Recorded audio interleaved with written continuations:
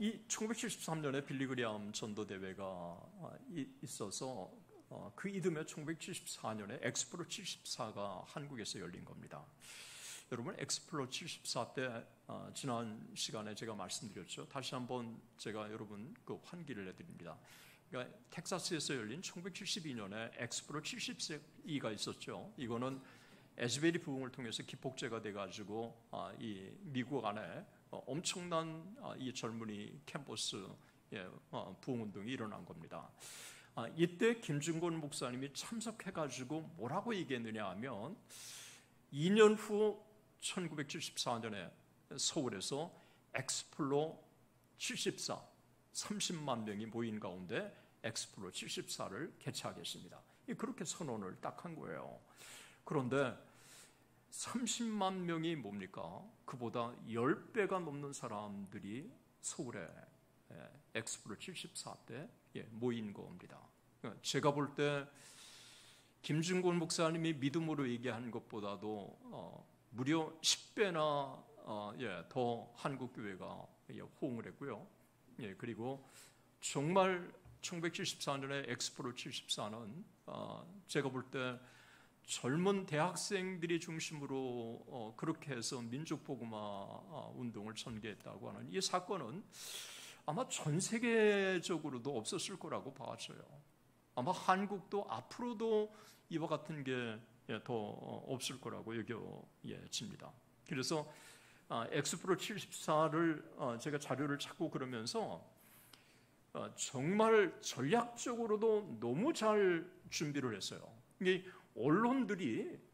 언론들과 사전에 다 협의를 다 한 거예요. 그래서 여러분 엑스플로 74의 1974년에 보면 이 언론들이 이구동성이라고 할 정도로 1974년에 이 엑스플로 74를 엄청나게 그냥 계속 보도해 줬어요. 그러니까 한국 사람이라고 한다면 관심을 갖지 않을 수 없을 정도로 일간 언론에 그냥 계속해서 보도해 준 거예요. 그것도 긍정적으로 보도해 준 거고, 그러면서 그만큼 참 그 한국의 1974년 민족복음화 엑스플로 74에 관심을 많이 갖게 된 겁니다.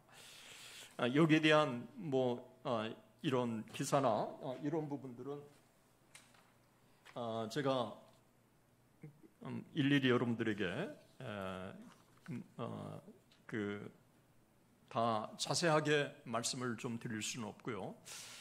그 당시에 김중곤 목사님이 가장 많이 썼던 그 주제가 뭐냐면 민족의 가슴마다 그리스도의 계절을, 민족의 가슴마다 그리스도의 계절을.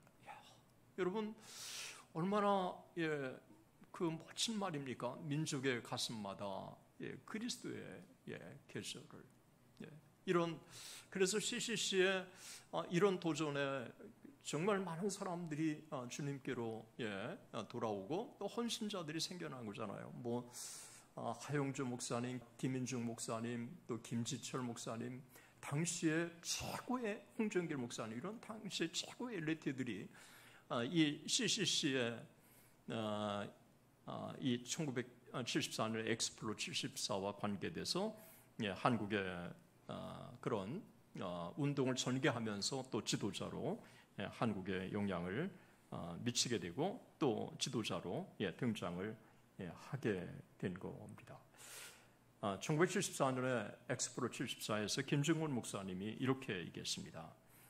이 모임을 인도하신 하나님께 찬양과 감사를 돌립니다.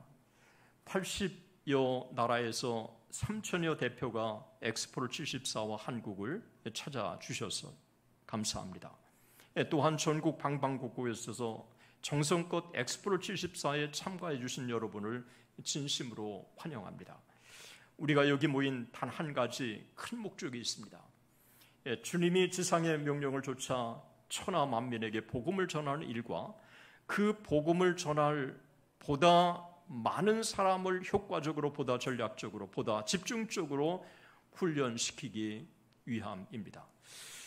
저는 두 가지를 여러분들과 함께 좀 말씀을 좀 드리기를 원해요. 엑스프로 74를 하면서요, 전국의 시골 교회도 그렇고 제가 있었던 경기도 여주에서도 대표를 파송했어요. 한 교회에서 3사람, 4사람 또 많으면 더 파송을 해서 이 사람들이 전국에서 모인 사람들이 한 30만 명이 여의도 광장에, 당시 5.16 광장이라고 그랬는데 그 텐트에 그냥 함께 숙박을 하면서 훈련을 받은 거예요. 저녁에는 대중전도 집회 함께 참석을 하고, 그래서 이들이 훈련을 받아가지고 개교회로 돌아가서 전도운동이 일기 시작한 거예요. 3, 4년 만에 한국의 기독교 여러분 인구가 배가 됐다고 하는 것은 이건 굉장히 놀라운 거예요. 그러니까 한 CCC라고 하는 선교단체가 한 것이지만 한국교회가 함께 참여하게 되고 또 그것도 훈련을 또 하게 되고 이들이 훈련을 받고 전국의 교회에 흩어져서 복음 전도가 아주 활발하게 일어났다고 하는 이 부분을 우리가 기억해야 한다고 하는 것입니다. 또 하나 이 부분과 관련돼서 우리가 여러분 이해하실지 모르겠어요. 여러분 1974년에 엑스프로 74가 열리는 동안에 유경수 여사가 피살을 당한 사건 여러분 기억하세요? 당시에 이 기독교는요 반공의식이 굉장히 컸어요. 왜냐하면 북한과 대치되고 있는 상황이었기 때문에 이 반공의식이 너무너무 한국에 강했어요. 그런데다가 유경수 여사가 피살당하자마자 이 반공이라고 하는 이 기독교가 굉장히 강하게 한반도 전역에 한국의 기독교인들 가운데 있었다고 하는 것을 제가 여러분에게 말씀을 좀 드리기를 원하는 것입니다. 한국의 기독교가 중심이 돼서 한국의 민족 복음화가 활발하게 일어났다고 하는 이 부분을 우리는 기억해야 할 거라고 봅니다. 그런데 1974년에 엑스프로 74 때에 제가 자료를 찾아보니까 몇몇 진보적인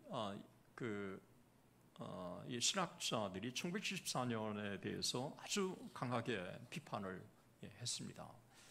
강하게 비판한 몇 가지 이유가 있는데 그것은 엑스프로 74가 CCC라고 하는 한 단체가 시작한 건데 이 단체가 그렇게 전국적인 이 네트워크를 가지면서 대회를 개최할 수 있는 거가 어떻게 가능할 수 있느냐? 이거는 모종의 정부의 지원이 없다면 불가능한 게 아니냐? 뭐 이렇게 이제 민경비 교수님께서 얘기하셨더라고요. 또 하나는 부흥운동이라고 하는 것은 성령께서 역사하셔서 하시는 건데 사람을 동원해 가지고 그렇게 함께 모인다. 이거를 우리가 부흥이라고 볼 수 있겠느냐? 이거는 사람의 동원이지 부흥이라고 볼 수 있겠느냐? 이거는 굉장히 인위적인 것이다. 그렇게 또 비판을 했습니다. 저는 그렇게 보지는 않습니다. 왜냐하면 CCC가 했지만 제가 다녔던 그 당시에 시골 여주에 있는 교회도요 계속 안내 편지가 오고 보내고 뭐 그다음에 청원서를 받고 이 전국 교회가 동참할 수 있도록 그렇게 해줬어요. 실제로 이 교파와 교단을 초월해 가지고 한국의 전체 모든 교단들이 함께 엑스프로 74에 참여했습니다. 그러니까 CCC가 한 단체가 시작을 했지만 전국 교회가 함께 동참한 대회였다고 저는 생각을 해요. 그러니까 두 번째는 성령의 역사가 여러분 그 사람들이 모이는 거와 성령의 역사를 우리가 이 둘을 이원화시킬 수는 없다고 생각해요. 120문도가 함께 모여서 은혜를 달라고 간절히 기도했을 때 열흘 만에 놀라운 부흥이 일어났고 7년 1월 14일, 15일 이때도 1,500명이 평양의 지역과 선교사들이 사경회 동안에 함께 모여서 은혜를 달라고 그랬을 때에 그들 가운데 성령께서 강한 역사가 일어났고요. 이거는 1740년에 조나단 에드워즈의 1차 대각성 운동도 그랬고, 그 다음에 미국에서 일어났던 1857년에 정오기도회 운동도 그렇고, 1859년에 웨일즈 그리고 아일랜드, 이 스코틀랜드에서 일어난 부흥도 역시 마찬가지였다고 하는 거예요. 그러니까 함께 모여서 은혜를 달라고 간절히 사모했을 때 그 기도의 열기가 더 대단하고 또 성령께서 그들 가운데 역사하신 것도 또 사실이기 때문에 이 둘을 저는 이원론적으로 구분할 필요는 없다고 생각해요. 뭐 이거는 좀 여담입니다만 그렇게 비판적이었던 민경비 교수님이 1984년 한국 기독교 선교대회 100주년 때는 강사로 참여했어서 또 활동을 하셨더라고요. 그리고 또 나중에 보면 이용훈 목사님이나 조영기 목사님 이분들하고 또 굉장히 가깝게 또 활동을 하셨더라고요. 아마 민경배 교수님이 조금 사고를 바꿨는지 모르겠어요. 여튼 한국에 그와 같은 변화들이 있다는 것도 참고로 제가 말씀을 좀 드리기를 원합니다.